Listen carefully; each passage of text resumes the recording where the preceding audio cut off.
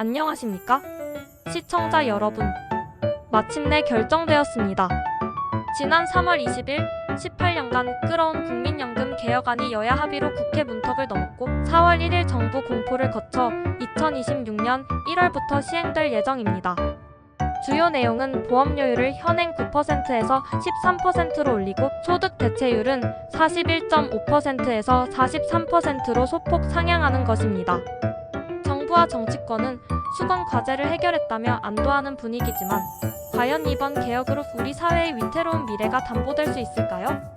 오늘 이 역사적인 개혁의 의미와 남겨진 과제를 냉철하게 짚어보겠습니다. 물론 18년이라는 긴 시간 동안 평행선만 달리던 논의를 매듭짓고 여야가 합의에 이르렀다는 점 자체는 분명 평가할 만합니다. 소모적인 논쟁을 끝내고 국민연금 제도의 지속 가능성을 위한 첫발을 내디뎠다는 정치적 의미도 작지 않습니다.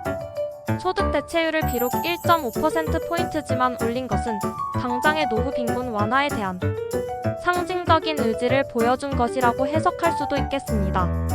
하지만 박수만 치고 있기에는 이번 개혁안의 실질적인 내용이 우리에게 던지는 질문이 너무나 무겁습니다.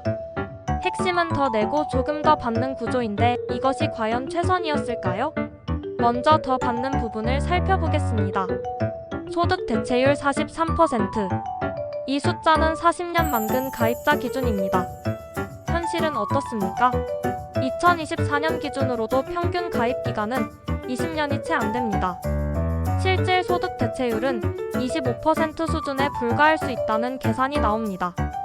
여기에 약 1,300만 명에 달하는 연금 사각지대 인구를 고려하면 이 43%라는 숫자가 대다수 국민에게 닿기에는 너무 먼 빛 좋은 개살구는 아닐까요? 더 심각한 문제는 더 내는 부분, 즉 재정 안정성 문제입니다. 보험료율 13% 인상. 분명 부담은 늘었지만 이것만으로 초저출산 초고령화 시대의 재정 절벽을 막을 수 있을까요? 전문가들은 기금 고갈 시점을 불과 몇 년 늦추는 효과에 그칠 것이라고 분석합니다. 결국 이번 개혁은 미래 세대가 짊어져야 할 재정적 부담을 근본적으로 해결하지 못하고 폭탄 돌리기를 잠시 멈춘 것에 불과하다는 비판에서 자유로울 수 없습니다. 저성장과 인구 감소라는 거대한 흐름 속에서 지속 가능한 시스템을 만들기에는 너무나 소극적인 조치였다는 냉정한 평가가 나오는 이유입니다. 우리는 다음 세대에게 희망 대신 빚을 넘겨주는 것은 아닐까요? 그렇다면 진정한 해법은 무엇이었을까요? 아마도 더 과감한 처방이 필요했을 것입니다.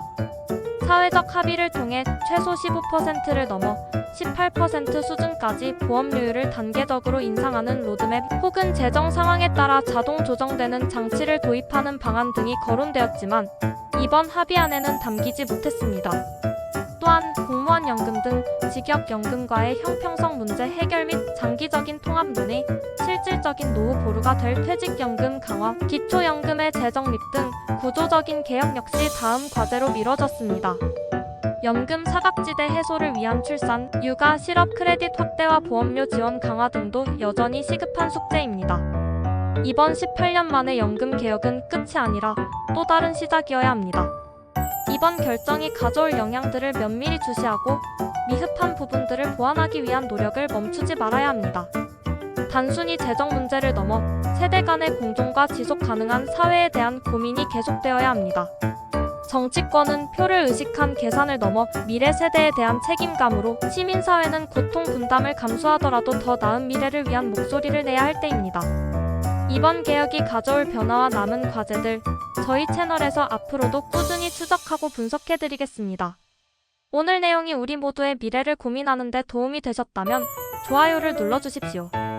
연금 문제뿐 아니라 우리 사회의 중요한 이슈들에 대한 깊이 있는 정보를 계속 받아보시려면 구독과 알림 설정도 잊지 마시기 바랍니다.